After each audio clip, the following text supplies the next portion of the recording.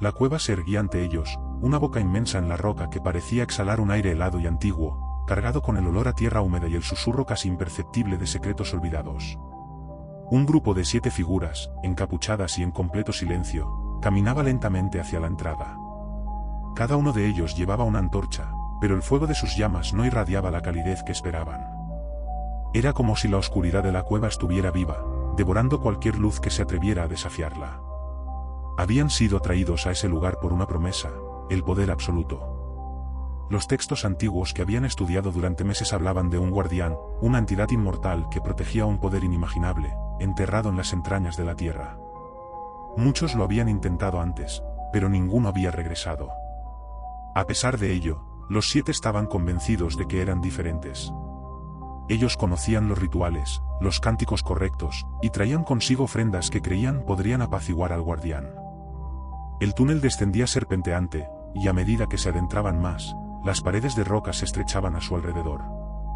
La bruma comenzó a aparecer lentamente, primero como un velo sutil, pero pronto se volvió tan densa que apenas podían ver sus propios pies. Sus antorchas chisporroteaban, como si una mano invisible intentara apagarlas. El aire se volvía más pesado, y con cada paso, los acólitos sentían como el miedo se aferraba más fuerte a sus corazones. El primero en notar la figura fue el líder del grupo. En la penumbra, al final del túnel, la silueta de una entidad descomunal comenzó a materializarse. No estaba hecha de carne ni hueso. Su cuerpo parecía formado por la misma oscuridad que llenaba la cueva, pero con un contorno definido, que se erguía imponente como una montaña. Los cuernos retorcidos coronaban su cabeza, y su capa, larga y etérea, flotaba como si estuviera hecha de niebla viva. No emitía sonido alguno, pero su sola presencia llenaba el espacio con una presión indescriptible, como si el aire estuviera siendo succionado de la cueva. Los ojos del guardián eran lo más aterrador. No brillaban con la intensidad de una llama, sino con un fulgor opaco, como brasas apagadas, pero irradiaban un mal ancestral, una malicia que no pertenecía a este mundo. Los acólitos comenzaron a recitar los cánticos que habían aprendido, esperando que la criatura les permitiera pasar. Sus voces se elevaron en un murmullo sincronizado, pero el guardián no respondió. La figura permanecía inmóvil, pero algo en la atmósfera cambió. De repente, el suelo comenzó a temblar bajo sus pies. Las paredes de la cueva vibraban con un sonido grave, una resonancia que no venía de ninguna parte, pero lo llenaba todo. El más joven de los acólitos, nervioso, dejó caer su antorcha. El sonido del impacto resonó en la cueva, y en ese instante, el guardián se movió por primera vez. No caminó hacia ellos, no levantó una mano. Simplemente inclinó la cabeza hacia adelante, y fue como si la oscuridad misma cobrara vida. La bruma que los rodeaba comenzó a moverse, serpenteando a sus pies, envolviendo las piernas de los acólitos. El aire se volvió gélido, y una por una, las antorchas se apagaron, sumiéndolos en una oscuridad total. Los cánticos se interrumpieron, y los murmullos de pánico comenzaron a llenar el túnel. El líder del grupo intentó calmar a sus compañeros, pero ya era demasiado tarde. La oscuridad que los rodeaba no era simplemente una ausencia de luz. Era una entidad, algo tangible, algo que se movía y que tenía hambre. Uno a uno, los acólitos comenzaron a desaparecer en la negrura, sus gritos apenas audibles antes de que fueran sofocados por la inmensidad de la cueva. El último en quedar de pie fue el líder. Su corazón latía con tanta fuerza que podía escucharlo en sus oídos. La figura del guardián aún permanecía inmóvil, pero la oscuridad que lo rodeaba parecía bailar a su alrededor, como si disfrutara del miedo que había sembrado. El líder intentó huir, pero sus pies estaban pegados al suelo. No había escapatoria. El guardián no solo protegía el poder más allá de la puerta, él era la puerta. Y en ese momento, el líder supo que había fallado. No habría retorno para él, ni para los demás. La oscuridad se cerró a su alrededor, y su alma se perdió para siempre en las profundidades. La noche era espesa, como si el mismo cielo hubiera sido cubierto por un manto negro impenetrable. No había estrellas, ni luna, y el viento que soplaba entre los árboles parecía un lamento lejano, como si el bosque estuviera vivo y consciente de lo que estaba por suceder. En el centro de ese bosque, en un claro donde ninguna planta crecía, 7 figuras encapuchadas estaban de pie en un círculo perfecto, alrededor de un montón de ramas secas que se preparaban para encender. Las sombras de los árboles muertos se extendían sobre ellos, alargándose como si intentaran alcanzarlos. El bosque que los rodeaba no era un lugar cualquiera. Era conocido por su conexión con lo oculto, un lugar que, según las antiguas leyendas, era el hogar de espíritus oscuros y entidades que se alimentaban de los miedos y deseos de los mortales. Los lugareños lo llamaban el Bosque de las Sombras, un nombre que hablaba de su historia oscura y prohibida. Aquella noche, esos 7 acólitos habían venido a invocar a una entidad mucho más antigua que el bosque mismo. Habían estudiado los textos ocultos y aprendido los cánticos arcanos, y ahora, en la noche de Halloween, cuando el velo entre los mundos era más delgado, estaban preparados para realizar el ritual que los uniría con las sombras. Lo que no sabían era que, una vez realizado el ritual, no había vuelta atrás. El líder del grupo, una figura alta y delgada con una túnica negra adornada con runas doradas, se adelantó y comenzó a encender el fuego en el centro del círculo. A medida que las llamas empezaron a bailar en el viento, los otros acólitos sacaron pequeños frascos de sus túnicas, llenos de un líquido oscuro y espeso. Uno a uno, vertieron el contenido de los frascos en las llamas, y el fuego, en lugar de avivarse, comenzó a apagarse lentamente, transformándose de un naranja cálido a un negro opaco. Las llamas negras no emitían calor, pero sí una extraña vibración, una sensación que hacía que el aire alrededor de ellos se tensara, como si estuvieran siendo observados desde todos los ángulos. El bosque, que había estado inquieto con el viento, se quedó en un silencio absoluto. Ni siquiera el crujido de las ramas bajo sus pies rompía la quietud. El líder levantó una mano y comenzó a recitar en un idioma olvidado por el tiempo. Sus palabras eran guturales, antiguas, resonando en el claro vacío como un eco que no desaparecía. Los otros acólitos lo siguieron, sus voces se elevaron, uniéndose en un coro siniestro que hacía vibrar la tierra bajo sus pies. A medida que las palabras se hacían más fuertes, el aire comenzó a enfriarse a su alrededor. Un vapor blanco emergía de sus bocas mientras recitaban, y una bruma oscura comenzó a surgir del suelo, lenta pero implacable, cubriendo primero sus pies, luego sus piernas, hasta que apenas podían verse unos a otros. El fuego negro en el centro del círculo seguía ardiendo, pero su luz era incapaz de penetrar la niebla. De repente, el líder detuvo el cántico, y el resto del grupo se quedó en silencio. Por un momento, nada ocurrió. El claro estaba sumido en una quietud tan intensa que podían escuchar el latido de sus propios corazones. Pero entonces, algo se movió en la bruma. Primero fue un susurro, suave, como una brisa que acariciaba las hojas secas del suelo.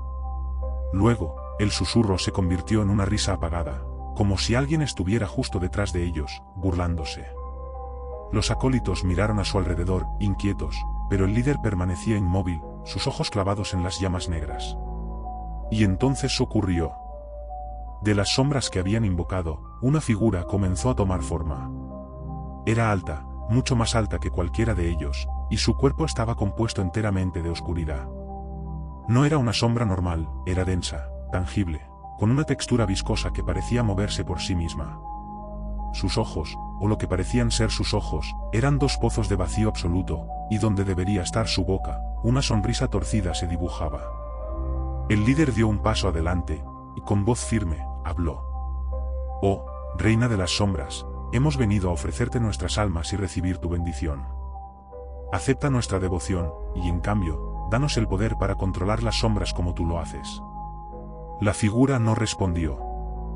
En lugar de eso, dio un paso hacia adelante, y cuando lo hizo, la bruma oscura que rodeaba a los acólitos comenzó a moverse. Al principio, fue solo un leve roce contra sus cuerpos, pero pronto se convirtió en algo más. Era como si la niebla tuviera vida propia, envolviéndolos, apretando sus extremidades, infiltrándose en sus pulmones.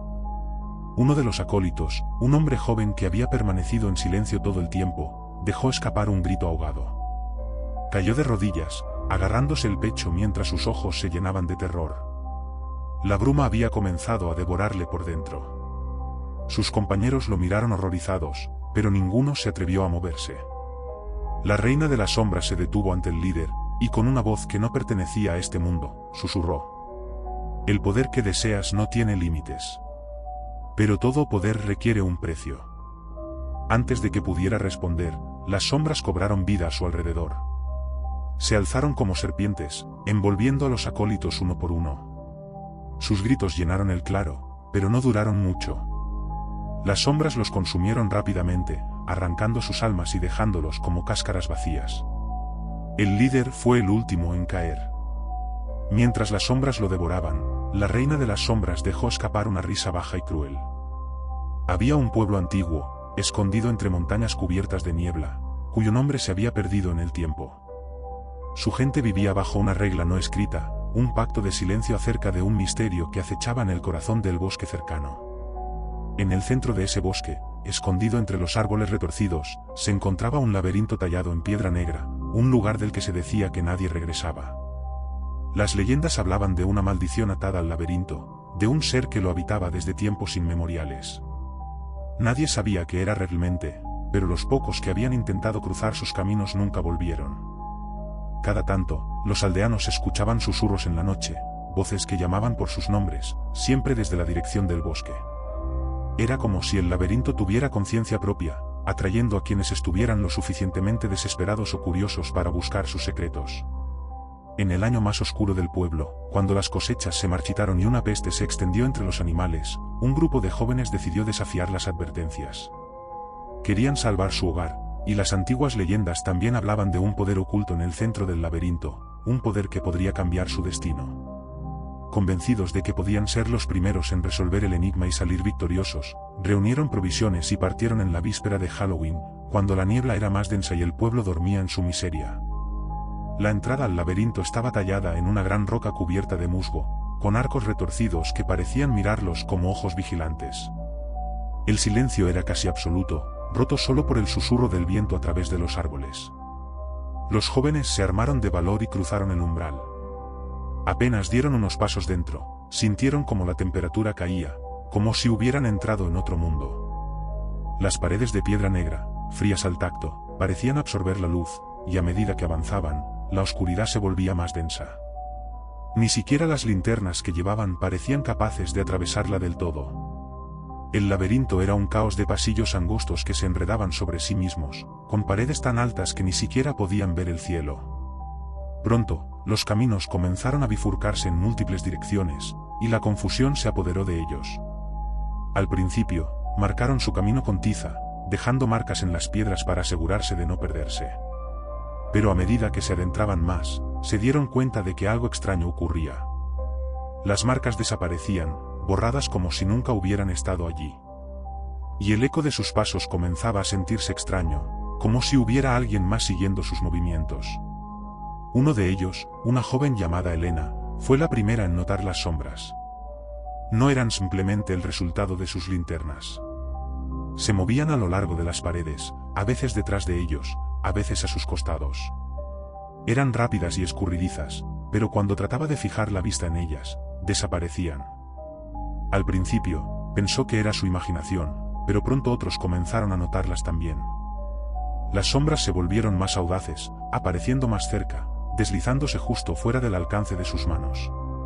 Entonces se escucharon el primer grito. Era uno de los chicos, quien había decidido adelantarse un poco para explorar una bifurcación del camino. El grito fue tan agudo y lleno de terror que todos se detuvieron en seco. Corrieron en su dirección, pero cuando llegaron, solo encontraron su linterna tirada en el suelo, aún encendida, pero sin rastro de él. No había huellas, ni marcas en las paredes, solo un eco que resonaba en el laberinto como si el mismo lugar se hubiera tragado al chico. Elena trató de mantener la calma, insistiendo en que debían continuar. Tal vez había alguna explicación lógica, se decía, pero en el fondo sabía que algo estaba terriblemente mal. El aire se sentía pesado, y a medida que seguían avanzando, el laberinto comenzaba a cambiar. Las paredes se movían. No de manera obvia, sino de una forma sutil, imperceptible a simple vista, pero los pasillos que antes habían cruzado ya no estaban donde debían. Era como si el laberinto estuviera vivo, reconfigurándose a su antojo. Otro de los chicos desapareció poco después. Esta vez no hubo grito, solo un crujido, seguido por el sonido de algo arrastrándose. Cuando los demás llegaron a su ubicación, encontraron una mancha oscura en el suelo, pero ninguna señal del chico. El pánico comenzó a cundir entre ellos, y las sombras, antes tímidas, ahora los rodeaban abiertamente, alargándose por las paredes como si los estuvieran cazando. Intentaron retroceder, volver a la entrada, pero cada camino que tomaban los llevaba más adentro. Los pasillos se volvieron interminables, y el silencio se tornó opresivo. Podían escuchar sus propios corazones latiendo con fuerza en sus pechos, y el aire se volvió más frío con cada paso. Pronto, todos comenzaron a escuchar susurros, suaves y seductores, llamándolos por sus nombres. Las voces venían de las sombras, de los rincones oscuros donde la luz no llegaba. Elena fue la última en quedar. Los otros habían desaparecido uno por uno, tragados por el laberinto como si nunca hubieran existido. La desesperación se apoderó de ella. Gritó sus nombres, pero solo recibió el eco de sus propios gritos. Se sentía atrapada, perdida en un lugar que no obedecía a las reglas del mundo exterior. Finalmente, llegó a una gran sala, en el centro del laberinto. Allí, en medio de la oscuridad, vio una figura alta y esquelética, envuelta en sombras, con ojos que brillaban como dos estrellas apagadas. Era el guardián del laberinto. Elena comprendió en ese momento que la maldición del laberinto no era solo el lugar en sí, sino la entidad que lo habitaba. El guardián no solo protegía el poder en su centro, él era el poder. Y ese poder se alimentaba de las almas de aquellos que intentaban reclamarlo. El ser se acercó lentamente, su presencia apagando las pocas luces que quedaban. Elena sintió como el frío de la muerte la envolvía. No había escapatoria, y lo último que vio antes de que las sombras la reclamaran fue la sonrisa torcida del guardián, satisfecho con su última presa. En el sótano de una antigua mansión, olvidada por los siglos y devorada por las sombras del tiempo, yacía un espejo que nadie se atrevía a mirar. La mansión había sido el hogar de una familia adinerada en épocas pasadas, pero tras una serie de trágicas muertes, había sido abandonada. Desde entonces, se decía que el lugar estaba maldito, y los lugareños evitaban acercarse a sus terrenos, especialmente de noche. El espejo, según los rumores, pertenecía a la última dueña de la mansión, una mujer obsesionada con su belleza y juventud. Con el paso de los años, su miedo a envejecer la llevó a buscar métodos poco ortodoxos para mantener su apariencia. Se decía que había hecho un pacto con una entidad oscura, un ser que habitaba el otro lado del espejo, prometiéndole juventud eterna a cambio de algo mucho más valioso que su belleza, su alma. Un grupo de jóvenes, escépticos de las historias que rodeaban la mansión, decidieron investigar por sí mismos. Era la víspera de Halloween, y la oportunidad de explorar una casa tan llena de misterio les resultaba irresistible. Armados con linternas y teléfonos móviles, cruzaron las puertas de la mansión con risas nerviosas y ánimos de aventura. El aire dentro de la mansión era frío y rancio. Las ventanas estaban cubiertas de polvo, y las telas de araña adornaban cada esquina. A medida que exploraban las habitaciones, se dieron cuenta de que la casa no era solo un cascarón abandonado, parecía estar esperando algo, como si la presencia de los jóvenes hubiera despertado los antiguos espíritus que aún la habitaban. Fue en el sótano donde encontraron el espejo. Estaba cubierto por una tela blanca y polvorienta, pero incluso sin verla, podían sentir una energía extraña emanando de él. Uno de los jóvenes, una chica llamada Laura, fue la primera en acercarse. Con un movimiento decidido, retiró la tela, revelando el antiguo espejo en todo su esplendor. Era enorme, con un marco de oro ennegrecido por el tiempo, tallado con figuras que parecían retorcerse y moverse bajo la luz tenue. La superficie del espejo estaba impecable, sin una sola mancha de polvo, como si los años no hubieran tenido efecto sobre él. Pero lo más inquietante era el reflejo, no solo mostraba a Laura y sus amigos, sino algo más. En el fondo del espejo, detrás de ellos, se podía ver una figura alta, delgada y envuelta en sombras. Estaba allí, de pie, observándolos, aunque cuando se giraron para mirar detrás de ellos, no había nada. Laura sintió un escalofrío recorrerle la espalda, pero trató de reírse de ello. Solo es un viejo espejo, no hay nada de qué preocuparse, dijo, aunque su voz temblaba ligeramente. Uno por uno, los jóvenes se acercaron al espejo, pero cuanto más lo miraban, más extrañas parecían volverse las cosas. Las sombras en el reflejo comenzaban a moverse por su cuenta, y los rostros de los jóvenes en el cristal parecían distorsionarse ligeramente, como si el espejo los estuviera alterando. La figura oscura se hizo más clara, acercándose cada vez más al primer plano del reflejo, aunque no se movía del todo, más bien parecía desvanecerse y reaparecer en un lugar más cercano a ellos. Laura fue la primera en notar que su reflejo no la seguía al pie de la letra. Mientras ella movía la mano hacia su rostro, su reflejo hizo lo mismo, pero un segundo después, y con una leve sonrisa torcida en sus labios que Laura sabía que no había hecho. Un grito resonó en la sala cuando una de las chicas vio su propio reflejo comenzar a sangrar por los ojos, aunque su rostro real estaba perfectamente ileso. Intentaron alejarse del espejo, pero era como si una fuerza invisible los mantuviera pegados a él. La figura en el espejo, que había sido una mera sombra al principio, se reveló por completo. Era una mujer, con un vestido antiguo y ojos vacíos que los observaban con hambre. Alargó una mano delgada y cadavérica hacia el vidrio, y a medida que lo hacía, el cristal del espejo comenzó a vibrar. Las luces de las linternas parpadearon, y el frío en la habitación se intensificó hasta ser insoportable. Laura sintió una presión en su pecho, como si algo estuviera tirando de su alma.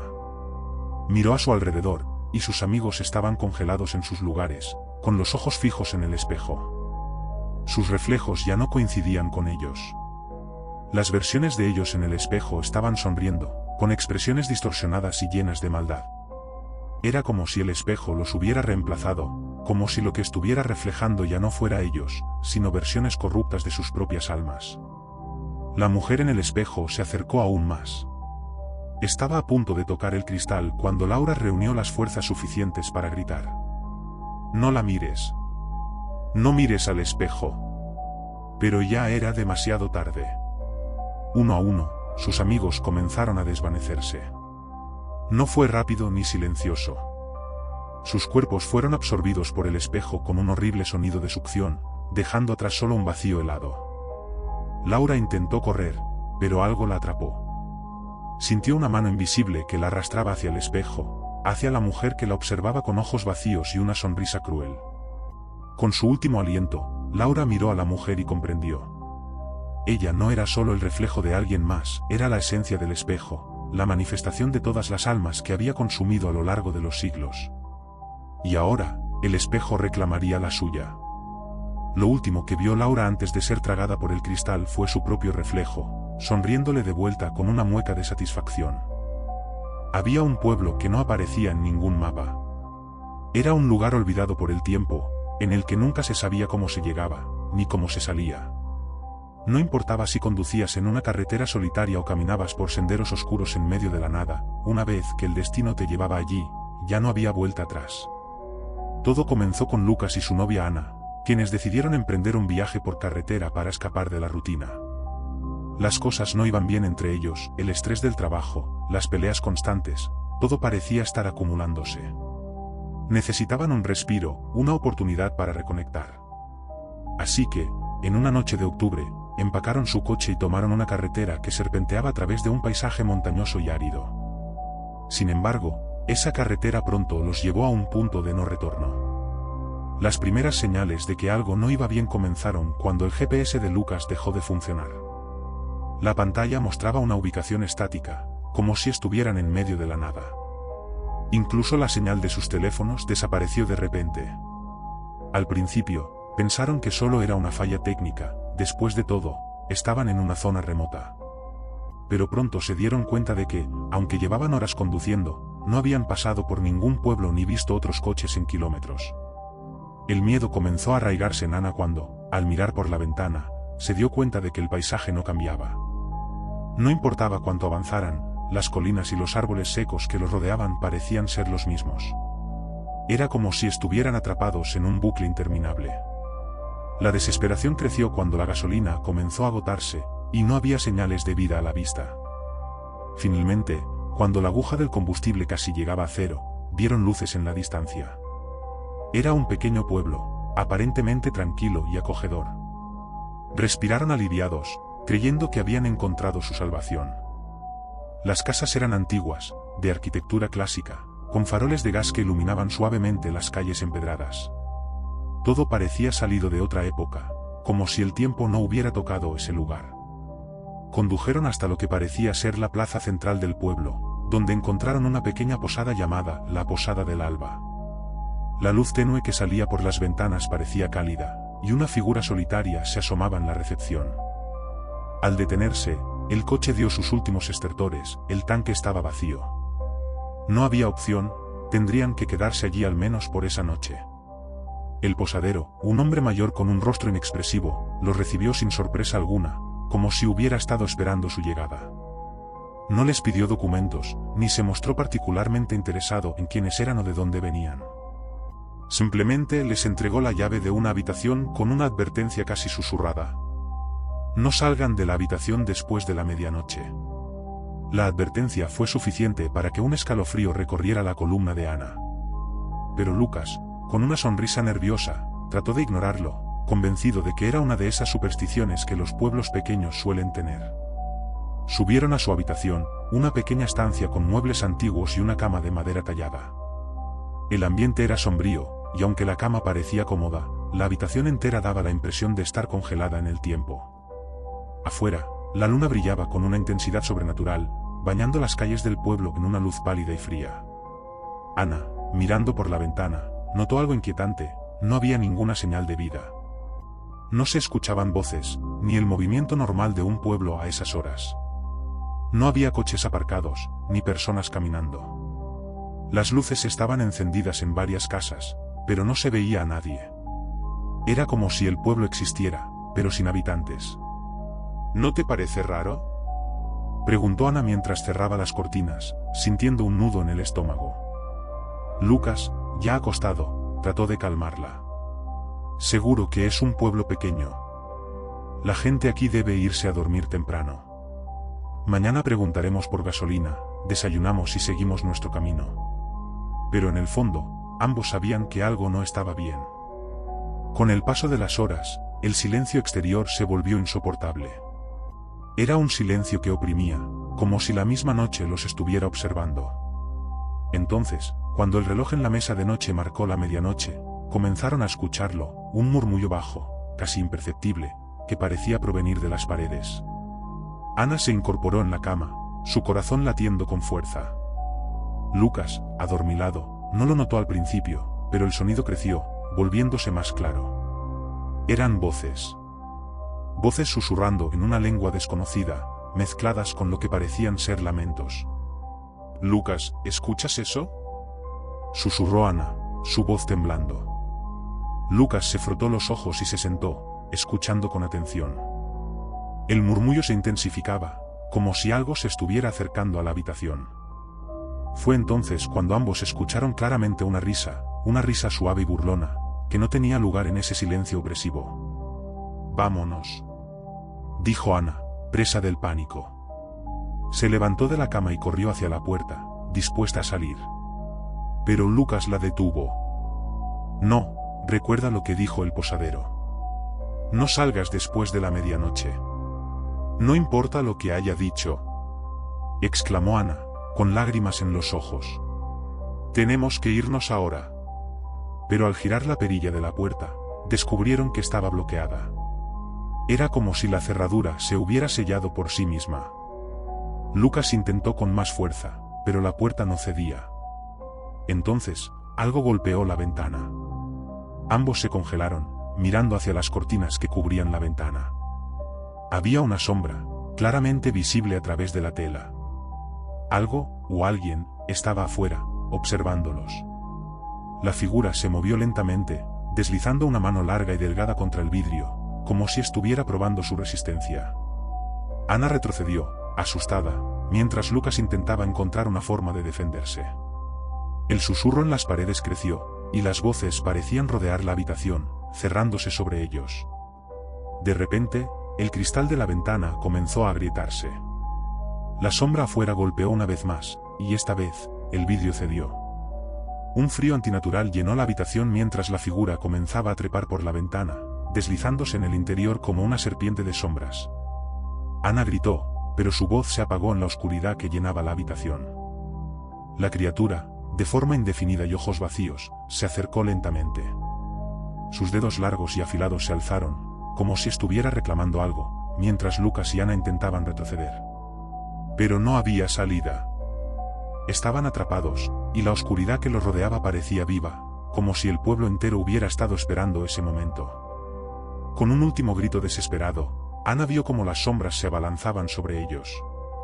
Lo último que sintió fue un frío inhumano que le robaba el aliento, mientras la criatura la reclamaba para siempre.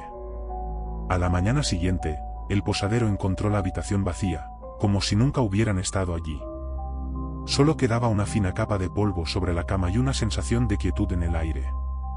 Nadie en el pueblo habló de la pareja. Nadie parecía recordar haberlos visto llegar. Y el ciclo continuaría. Porque ese pueblo, que no aparecía en los mapas, tenía un solo propósito: reclamar las almas de aquellos que se perdían en la oscuridad.